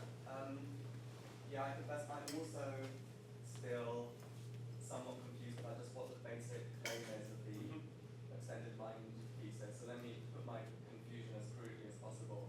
So the way you put it on a couple of occasions was that what you believe is constituted by some tool, for example. So going back to the case of the guy who can't remember where the museum is, there's like two ways of understanding that. One of them is that what it is that he believes, what is believed is constituted by the tool. But in that case, what he believes is that museum is at such and such an address. And that doesn't seem to be something that's constituted by a tool. The other thing would be, well, the believing of it, that he believes it, is constituted by a tool. But then this goes back to the kinds of considerations that Zed was talking about. Because what seems important there is the nature of the attitude he has towards the first thing, what it is that's believed. And it seems like if we want to know what attitude he has towards that, that's also not something that's constituted by the tool. So what am I missing here? I would say it's the believing. It's the second option. The believing of the content. In general, it's the having of a mental state or a mental property that I'm going to say is constituted by some elements of the environment. And in this case, the relevant mental state or mental property is believing that the museum is on 53rd Street. That's not merely an attitude, it's an attitude to a content, like all propositional attitude states. It involves both an attitude and a content. I would say that the key role of the environmental constitution here is not in affecting the attitude. The attitude might be held fairly fixed in virtue of some superficial functional role of belief. It's playing a key role in constituting the content. There's a different case of, in the paper we developed a case of Twin Otto, whose notebook says that the museum is written on 51st Street. And we argue Twin Otto believes that the museum is on 51st Street in virtue of there being a different object in his environment. I would say that the attitude is the same between Otto and Twin Otto, but the content is different. So it's having the attitude to the content that's constituted by the environment, but in this case it's the content part that is, it's having the attitude to a particular content. It's the content that you have the attitude to that's constituted. Sorry, the content isn't constituted by the environment. The content is what it is. It's having the attitude to the content that's constituted by the environment, but it's the content that's variable between cases. Can you find other cases where extension might actually vary the attitude, where we'd want to say this person believes it and this person doesn't believe it in virtue of some change in the environment? I don't know, maybe Otto puts a little question mark relative to some things in his notebook for stuff that he doesn't really trust. So he merely, we want to say he merely entertains or finds likely those contents. That would be a case where the attitude is affected by the environment, but that would be a different kind of case. So I have Kanta next. Thank you for this fascinating talk. I'm wondering now whether I might be asking the same question as I just did, but with a different vocabulary. Was just talking about epistemic dependence, and I'm wondering about the role of skill in extended mind. So when you say, for example, whether something could equally have been done internally. So thinking of Otto and Twin Otto, but both have 53rd Street in their notebooks, but Otto has Alzheimer's and Twin Otto doesn't. Is there a difference? And similarly with autocorrect, if your English language skills are limited, you might genuinely not know how something is spelled until autocorrect corrects it for you. Or you might just be mashing your fingers against the screen and then autocorrect will fix it for you. You could have done it if you'd slowed down a bit, but you can't be bothered. And the same, extending that to ChatGPT. What if you could have written that whole paragraph, but you just weren't bothered, versus you just don't have the linguistic or cognitive skills to write it? I think cases where you do in fact have the skills sometimes seem like clearer cases, because then it's just reduplicating a skill that you have already. But I wouldn't want to impose that as a requirement. I mean, yeah, Otto maybe just doesn't have the skill to recall this information without his notebook. So this is giving him a capacity that he doesn't have. Twin Otto, the case where Twin Otto doesn't have Alzheimer's, maybe that's closer to what goes on to someone who chooses to write things, someone who doesn't have Alzheimer's, who chooses to write some things in their notebook, but could equally remember things with their brain if they wanted to with more cognitive work. I guess there's different versions of the case. One version, they don't even bother to try and remember it. Second is, I could remember this with my brain, but actually, maybe the phone is more reliable or is quicker, so I go to the phone. I'd want to count both of those as cases of the extended mind. So I certainly wouldn't want to say the skill is required.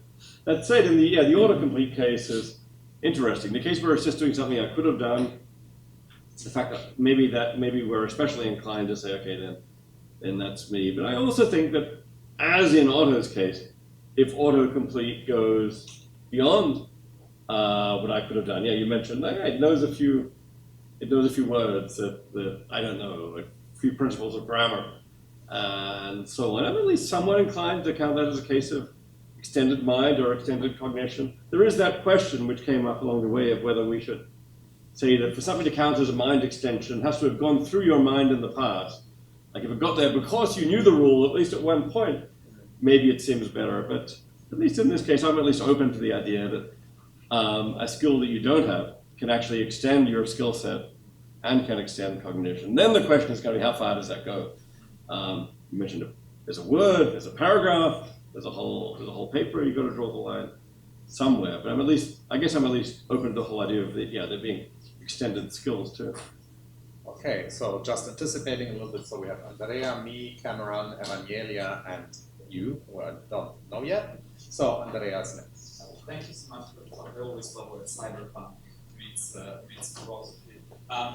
I was quite fascinated by your juxtaposition of ready to mind and ready to hand. And as you pointed out, the Heideggerian notion of ready to hand indeed involves the body and so on support, but contrary to the focus on the mind that you're trying out with your talk. And that made me think if it wouldn't be interesting to kind of flip the problem inside out.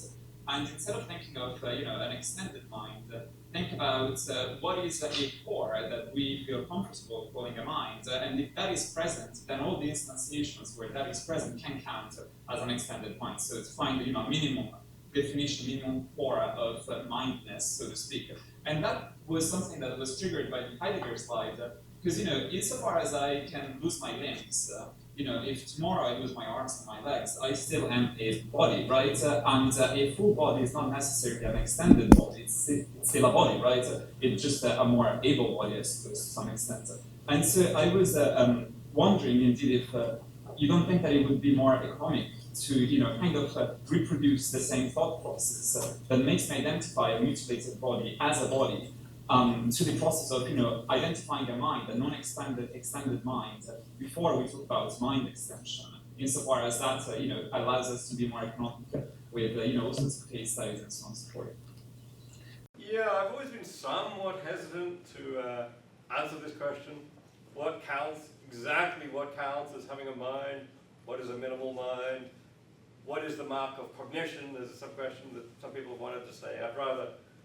I think you can make the case for the extended mind by working through, cases and so on, without a huge theory behind it. That said, a theory of what is it to have a mind and what is it to have cognition, those are, of course, extremely Important questions, and I think some of these notions may be ambiguous in all kinds of ways. We probably have multiple notions of cognition, multiple notions of mind, but yeah, certainly I wouldn't want to make, say, a normal human mind the minimal requirement or anything like a standard for the mind. I think non-human animals have minds. Cognitively disabled people have minds. There are all kinds of infants have minds. So yeah, there are all kinds of minds which are far more minimal than ordinary neurotypical adult human minds. Now, you were sort of saying, why not identify the minimal mind, because that will be more economical? Right. So it's like I say, I don't know, what's going to turn on this? I think a worm, maybe a worm has some element of consciousness. So I'm going to say a worm has some kind of mind, at least maybe it has the ability to feel pain, very important mental state, but maybe it doesn't have the ability to believe or to reason. I mean, around this point, I find it more useful to kind of do it on a case-by-case basis.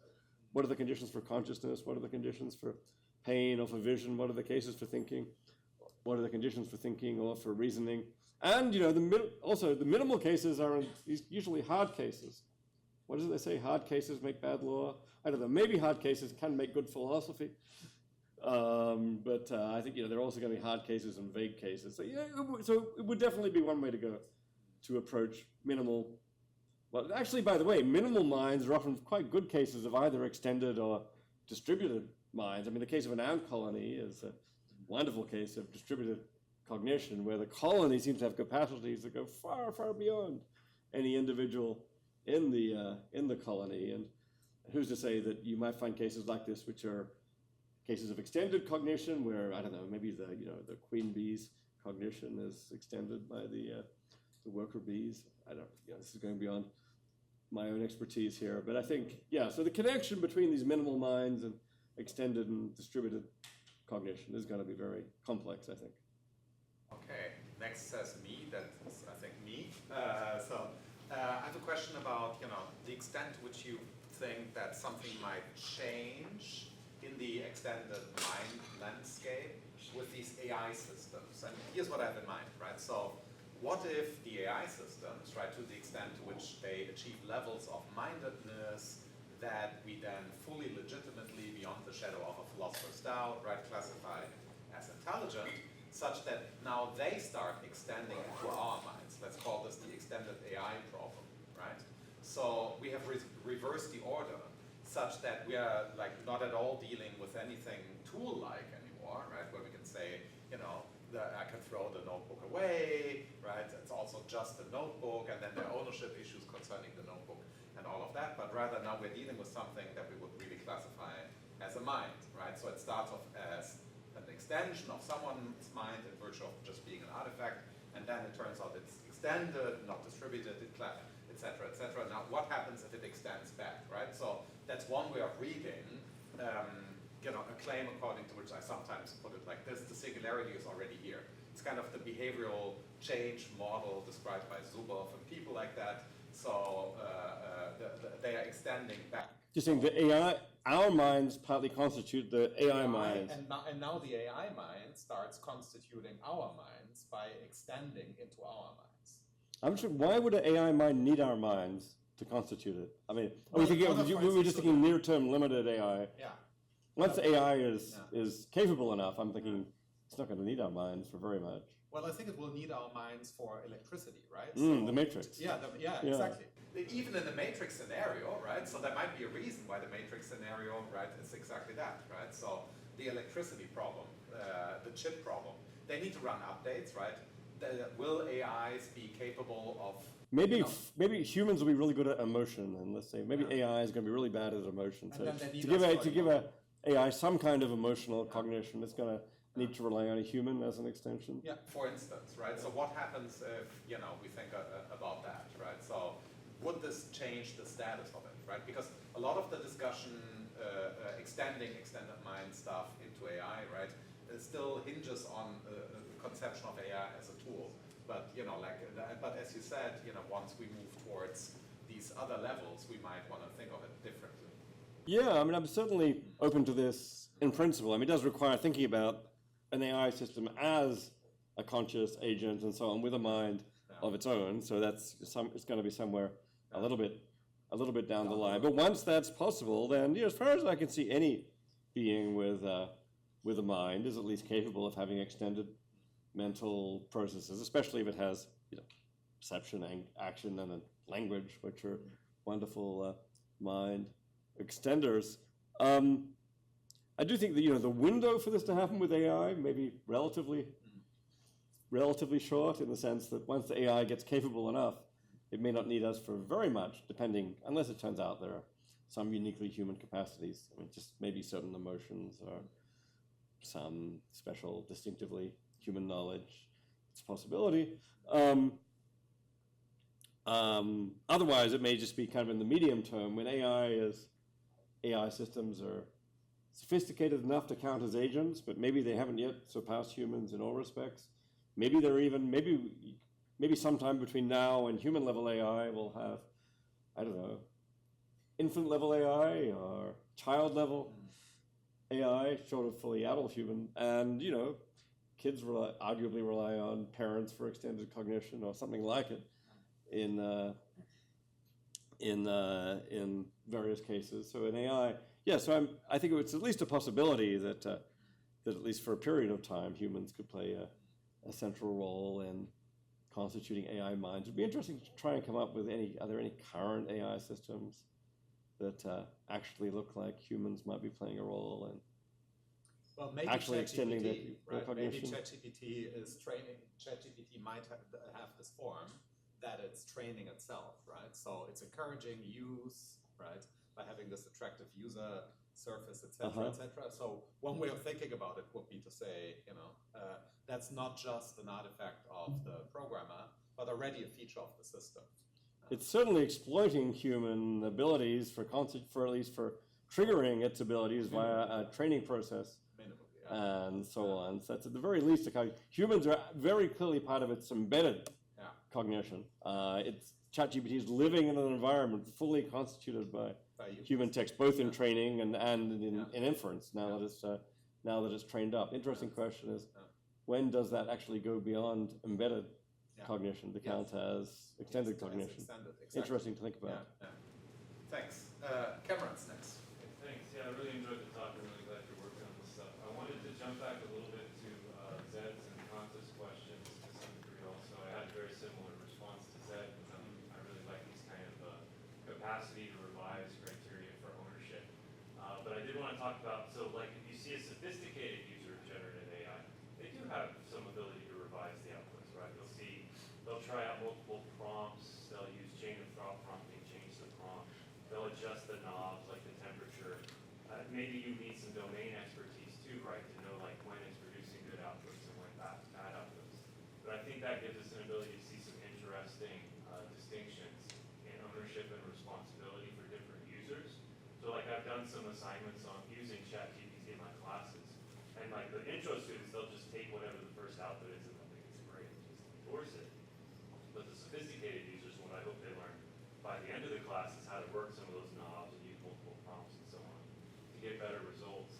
Now, if you release that press release or you turn in that paper, you know, I do think there's some degree of responsibility, but it's more like semantic or epistemic involuntary manslaughter, right? It's like getting behind the wheel of a car when you don't know how to drive or something. You're in some sense responsible, but you're not controlling really where it's going. Whereas if you know how to work the knobs and you know the domain when it's producing good and bad outputs, then you're like the next level up of ownership and responsibility. Yeah. That also makes sense of like Kanta's worry where you were responding to Kanta, like, well, what if you couldn't produce that on your own? Well, if you could still revise it, right, then maybe now you can think it's extended and you still own an interest in that. Yeah, that's interesting, and it's yeah, maybe that's a good response to some of these concerns. I mean, Zed was saying, well, you can't affect the contents of the language model, therefore this doesn't count as cognition. But the extended cognition claim is not just what you think is identical to something written in the notebook or in the extended environment. Maybe in some cases you'll get something like that happening in the case where you, for example, automatically endorse anything you ever see there, and then there'll at least be a one-to-one. What's actually, it seems like the condition is more like what you judge is revisable, or what you believe is revisable. What you judge is well, maybe causally connected to what's in the notebook, but certainly not identical. And even your dispositions to believe they may be partly constituted by what's in the notebook, but they're also going to be partly constituted by inner cognitive processes, such as critical responses in the here and now. If you get information out of a language model that looks too implausible, we don't trust it. Maybe to some degree, this reduces the trust condition and the corresponding readiness to mind. So if you're too critical of the results of a language model, if every time you see something you've got to go through a critical process, then maybe it starts to, there's a potential that it might fail to meet a core condition for being the extended mind. But still there's a lot of room in between, which is, for example, most of the time taking it at face value, but if something looks wrong and that triggers a process of reevaluation and judgment, I guess there's still the question of whether this will change, so you'll get at least a little bit. But there's still a question of whether your dispositions to believe are going to change over time in response to evidence. It seems that could happen one of two ways. Either you change what's in the notebook of a language model, or something changes in your head, which would happen for maybe a neurotypical person, but will it happen for Otto? I don't know. I mean, the worry is that Otto is going to go through the same thing next time around. If he makes a mistake and it's revealed to be a mistake, he'll still do the same thing next time around. And if that's the relevant case, then I'm going to fall back on my original response to Zed. But I think this kind of capacity can certainly enrich the picture. Eva. Yes, thank you very much. I also have a question concerning reciprocal constitution between mind and the artifact, which can be AI. And I wonder whether, in your understanding, this could be like some sort of feedback loop of what we can experience and then actually experience through an artifact, AI, and whether, in the case of if we use a notebook to write something down or we use an AI system, whether they may be structurally similar, but if we have to consider the social embeddedness in order to draw differences, how they can we have to consider the social dimension of them, whether we can say that an artifact can be some sort of socially embedded knowledge already. Just give me, what's the key kind of case of reciprocal constitution you have in mind? Be that the structures of our experience, or what we can actually experience and what we can think of, can change through an artifact, for example. Because in your presentation was kind of like one way around, like environment constitutes mind, but this presupposes that we can actually have it as an object of experience already, and if there's some sort of like feedback loop of informing us through. I'm just trying to get the two directions, the reciprocality. So the object constitutes my mind, but then it's like my mind also affects or constitutes the object. And in order for it to be an object of my experience, I need to have like necessary structures for it to count as a possible. I see. I have to have some kind of openness to this object for the object to constitute my mind at all. And maybe that kind of goes along with this notion of readiness to hand, having at least some background awareness of the object, something which I'm not aware of at all. Maybe that doesn't really extend my mind in the same way, or at least it would be very different. Yeah, I mean, the key cases of extended mind that Andy and I talk about all typically involve perception and action, something you can perceive, so you've got some kind of cognitive connection to it, which thereby gets to serve some bigger role in your mind, maybe as constituting your cognition. I mean, it's an interesting question whether you could get extended mind without perception.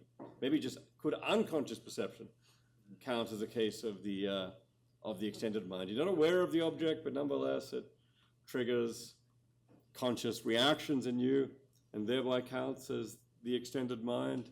Or then, of course, there's the brain-computer case, where information just gets fed into your brain directly and affects you unconsciously. Arguably, then, maybe you could get cases of extended cognition without this kind of background awareness or background perception. But I do think it's interesting that these key cases of the extended mind all involve distinctively extension of the mind through something like perception and action connections to the world. And I think in some ways these are the philosophically interesting cases, or at least the philosophically controversial cases. As I was saying, it's kind of uncontroversial. You can extend the mind by circuits that go into the brain. The interesting claim is you can do it through perception and action. And maybe, and I don't have a really detailed theory of how exactly what role, say, perception is playing in this case, but it does look like, your epistemic openness to an object via perception is part of what makes it available to constitute belief. And so there's some kind of very interesting two-level story there. So, last but not least. Hi, I'm Fritz. Hi, Fritz. Thank you for the talk.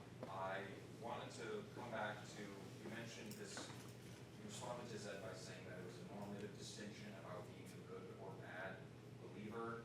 And I was thinking about the examples you went through about using ChatGPT for writing papers, for instance, and all of these things that have to do, basically when we were kind of plumbing our intuitions for, is this extended mind versus distributed cognition? It did seem to come down to, for instance, right, are you responsible for this? Do you get credit for this? And so I'm wondering, how are these distinctions not normative? Or what do you mean when we say it's a non-normative distinction?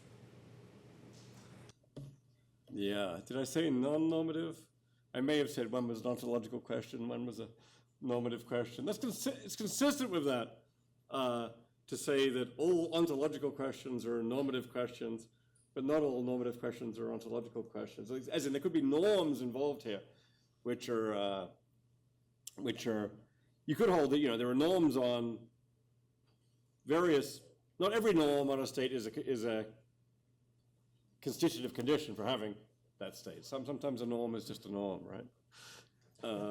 So some norms are, you might hold that being able to at least revise your beliefs sometimes and so on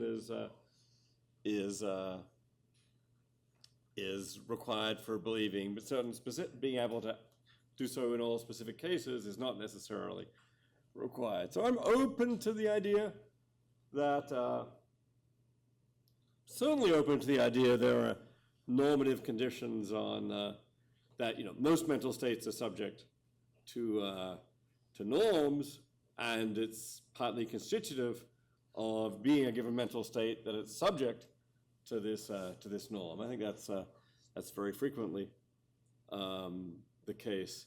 That doesn't mean that merely feigning to act in accordance with that norm entails that you're not an instance of that mental state, because you might well think that being subject to the connection between the normative and the descriptive is far more complex than that, and you can be subject to a norm while totally failing to act in accordance with it. So I don't know, is that a view? That's a view where the ontology might be dictated by the norms, but the normative is not dictated by the descriptive. Where would that leave us on Zed's question? Why is originally drawing a distinction between constitutive norms and ethical norms? That was the original thing, was putting. Obviously, all this was epistemic. Yeah. So but so now, we do have different domains of normativity here that we can invoke. So, which I think we should in this context, between epistemic norms and ethical norms and constitutive norms of being a mental state, sure. I think it's consistent, at least, to say, though, that it's constitutive of belief. That if you believe something, you ought to revise it in certain ways upon getting certain evidence, and to say that nonetheless you can believe something while having no inclination to revise it in that way, because one's a normative claim, one's a descriptive claim. But maybe there are also going to be other subtle views, though, whereas to count as a belief, you have to have some tendencies that at least mirror the norms, but whereas the descriptive conditions for holding a belief are far weaker than the normative conditions. I mean, we all know there are cases of holding beliefs while violating some of the norms. There are plenty of cases of bad belief, so it can't be that to have a belief requires satisfying all the norms associated with it. Everyone's going to have to go for some kind of, even on a normative view of belief, you're going to have to go for some case where only a subset of the norms are those which are constitutive. And then the question is, how small a subset is that? So if you were saying, so this was just meant to be a way of accommodating your view by saying, this is still at least consistent with a normative view of the conditions for having a belief. If you're simply going to have to hold that the relevant norms are a subset of all the relevant norms on belief. And then Zed and I have an argument about whether those specific norms displayed that Otto might end up violating, or a user of a language model might violating, or part of the special subset, which are constitutive of having a belief, or part of that broader group, which are mere norms on having a belief. And I take it that's not obvious. Well, I made a joke before that the only person who held that actually being rational is constitutive of mentality is Davidson. And we have to put him, he's an outlier, I think, here. If Davidson didn't exist, we would have to invent him. Yeah. Well, that's a good end note. So thanks.